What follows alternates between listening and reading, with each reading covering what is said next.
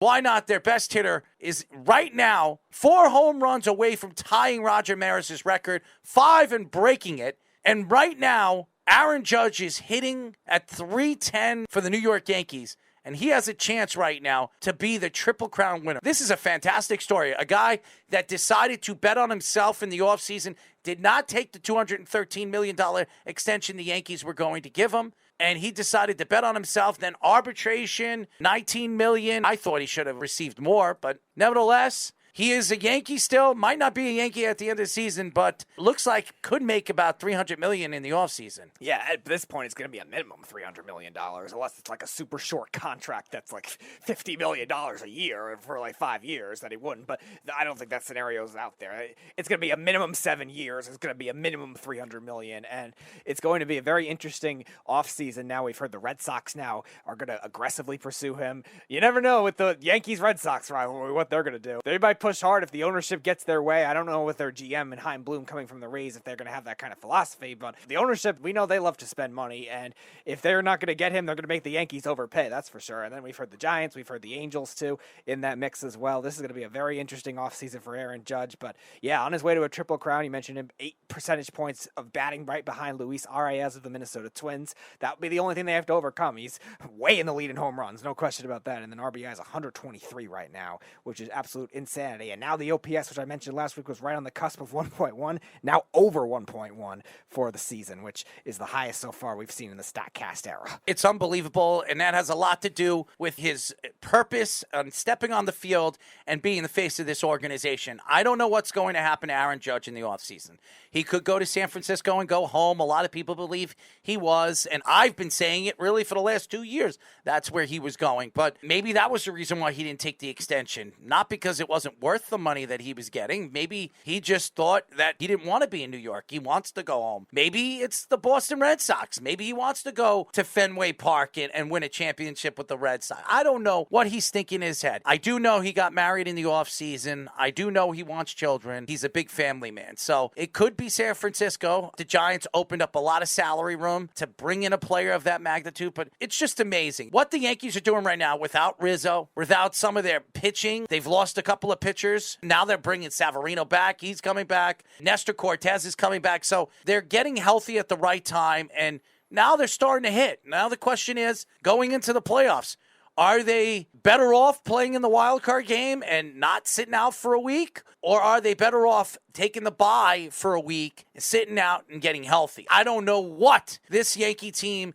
is going to do, as far as I'm concerned, offensively in the playoffs. We've seen what they've done in the last couple of years. It hasn't been good. The only 2 players that have hit in the playoffs is Gleyber Torres and Giancarlo Stanton. Everybody else have not hit in the playoffs. So it's going to be very interesting, as far as I'm concerned, with the New York Yankees and where the Yankees are going to take this. This is a very important year. If they want Aaron Judge to stay, they have to go all the way to the World Series or even win it.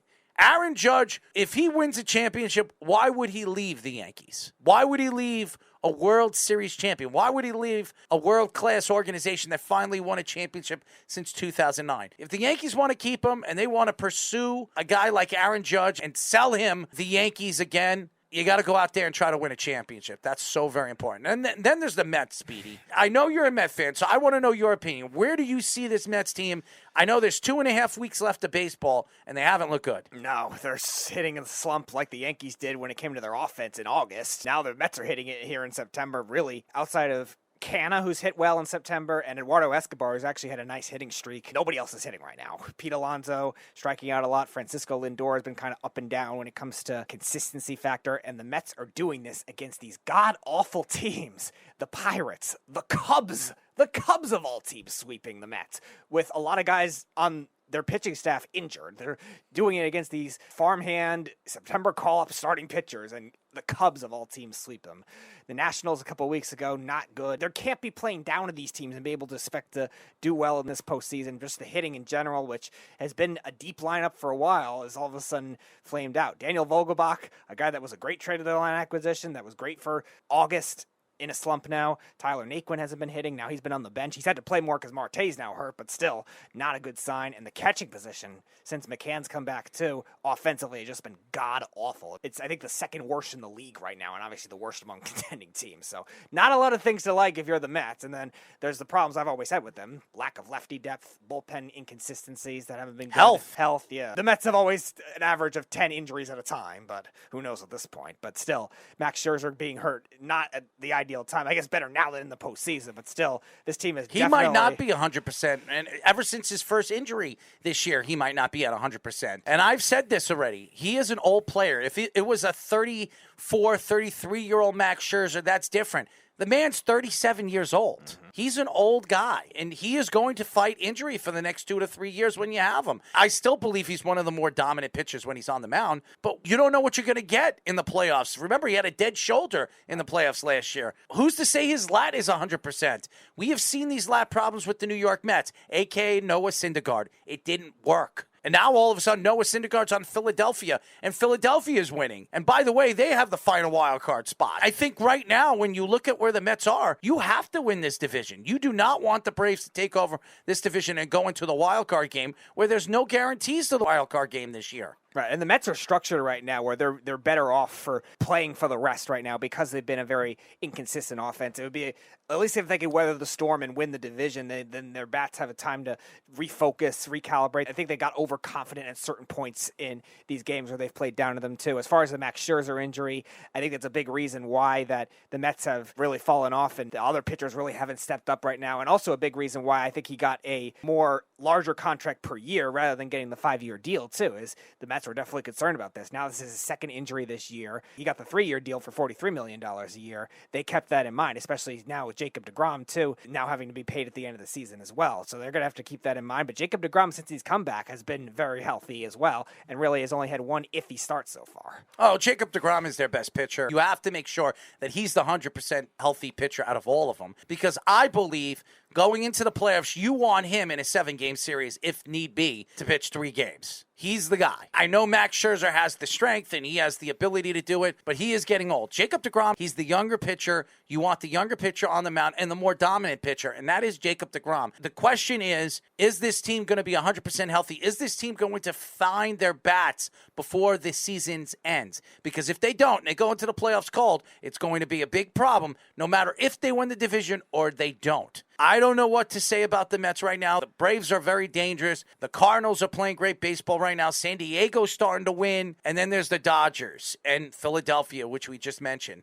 And the Yankees playing Milwaukee last night. They're trying to squeak into the playoffs, so who knows what could happen with this race. The National League race is so interesting because there are so many good teams in the National League. In the American League, there's really 3. The Yankees, Houston, Seattle. That's it. The other teams, they're questions. The Blue Jays, they're playing good baseball, but there's a lot of questions to that pitching staff. And then Tampa, which are healthy now, but are they going to stay healthy if they squeak into the playoffs? So many questions in the American League. Less of the questions in the National League. We know who's good, and we know who's going to be challenging the Mets, the Braves, and all those teams all the way to the end. It's time for Crunch Time. Read the time. Got to see the pitch. So we ended with the 3-for-all picks with the Eagles-Vikings game. Why not start crunch time with the Eagles-Vikings game? Buy or sell. Both Justin Jefferson and A.J. Brown has 5+ catches and 100+ yards. I buy it. I think both players are very, very good. I love what Brown did in week number 1. I know Smith is going to be explosive now that A.J. Brown is on the other side of the field. But I think A.J. Brown against Minnesota is going to be able to open up the field for himself and go out there and maybe score a touchdown in this game. I like A.J. Brown and Justin Jefferson. Even if you double team him, I don't know if you're going to be able to stop him. So I buy it. Absolutely buying it. I mentioned it's a high-scoring game. Now, I don't think A.J. Brown's going to be the leading receiver. I think that will be Goddard in this game, but I do think A.J. Brown does get 100 yards, 5+ catches for sure. He was targeted a lot week 1, actually more than I expected with the way Nick Sirianni likes to coach sometimes, but I definitely buy that. And Justin Jefferson, absolutely fantastic in week 1. Finally seeing what he is in a modern offense, so I'm going to buy that as well. All right, buy or sell. Number 13, Miami covers -6.5 on the road at Texas A&M. Absolutely. Texas A&M, I don't know what's going on with them. I think think Fisher will be looking for a new job very, very soon if he keeps on coaching this team the way he has. I absolutely buy it. I don't know what Texas A&M is, so I'm going to buy it. I'm going to buy it too. Now, I don't think they win. I think Texas A&M will still win, Yes. but I do think they will cover. I think Miami, they're losing their top receiver in this game, which I think will hurt. I know their quarterback in Van Dyke has played very well so far this season, but I do think that'll hurt them just enough. Texas A&M really did not struggle that badly defensively against Appalachian State, but the offense is still a mess. Now, Mac Johnson will be playing, so it should be a little better, but I do think it still will take some growing pains in that game. So I think A&M wins, but I'm going to buy Miami covers for sure. All right, buy or sell. Marlon Humphrey and the Ravens defense will limit Tyreek Hill under 75 yards receiving.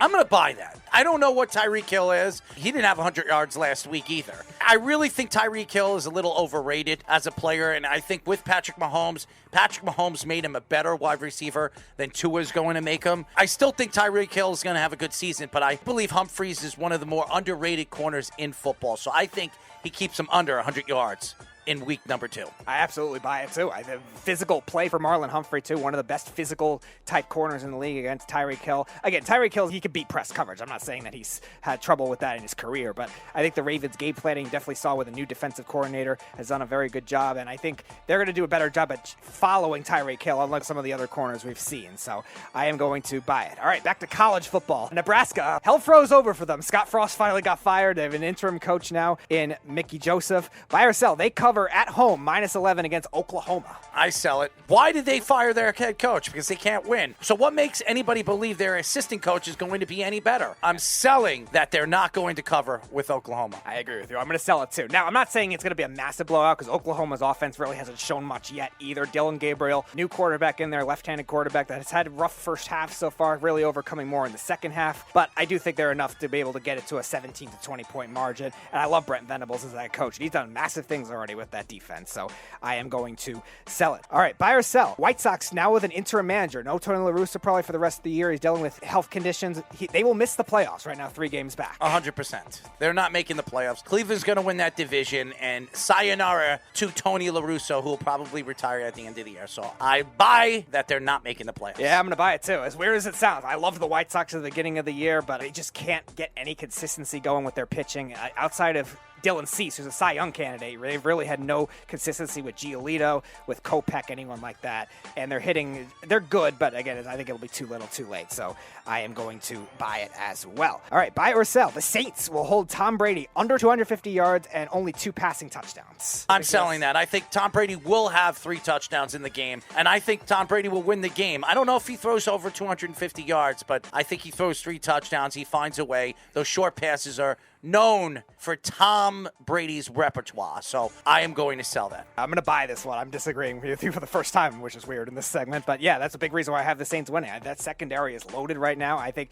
without Chris Godwin, Mike Evans will definitely get that kind of attention. Can Russell Gage or Julio Is Mike Jones, Evans playing? Yeah, he's playing, but Marshawn Lattimore's owed to his career, and I think it's going to stay that way because Lattimore looked good in week 1 as well, so I think you're looking at a case where I think that'll end up being the case. This will be a low-scoring game. There's a reason I took the under. I am going to buy it. All right, last one for college football. BYU, number 12. They just beat Baylor last week. They'll continue their ranked streak at Oregon, number 25. I buy it. I think BYU is a very good team, and they're showing it. They have a good young quarterback. They have a very good defense. I like what I've seen with BYU, so I'm going to buy it. I'm going to sell it. I think they're going to hang tough, but I don't know if they're going to win outright. Oregon is a team that I think has had a lot of transition with losing Mario Cristobal. They haven't had a good season. They haven't had a good season so far, but I do think they still have a lot of talent on that defense, and I do think Dan Lanning, who comes from that Georgia coaching staff, will finally get going. I think BYU is a little bit of a letdown. It'll be close, but I am going to sell it.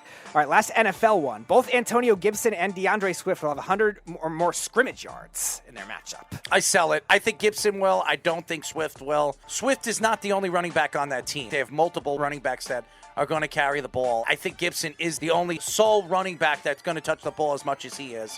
So I'm going to sell it. I'm going to buy it. Remember, no Chase Young for Washington right now. Their outside rushing depth definitely not the same. I did not like the way their linebackers played in a lot of the week 1 games against Jacksonville. I think Swift does get it. You're right. I think Gibson will probably hit a little more in this game just because Detroit's outside rushing is just not that good at all outside of Hutchinson, but I think they both get it. I am going to buy it. All right, last one. Aaron Judge, by at this point next week on our show, will tie Roger Maris's home run record. Sell it. No. It's going to take at least 2 weeks. He's going to have to play at the end of the season. That's why the Yankees have him batting first. They're trying to give him as many bats as they possibly can so he has a chance to break that record. But no, I'm going to sell that. He will not. Yeah, I'm going to sell it too. Brewers too tough of a pitching staff. I know that didn't show on Friday night, but I think that's going to make it tough. The Pirates, I think he'll feast on them in the 3-game series of that. And then they play the Red Sox. I know they don't have great pitching on paper, but you damn well know they're not going to let Aaron Judge be that guy. They're not going to want to be the team that does it to them. So I think it'll happen in the next series after that against the Blue Jays. I think that's when he'll break the record. I think he'll do it barring injury, but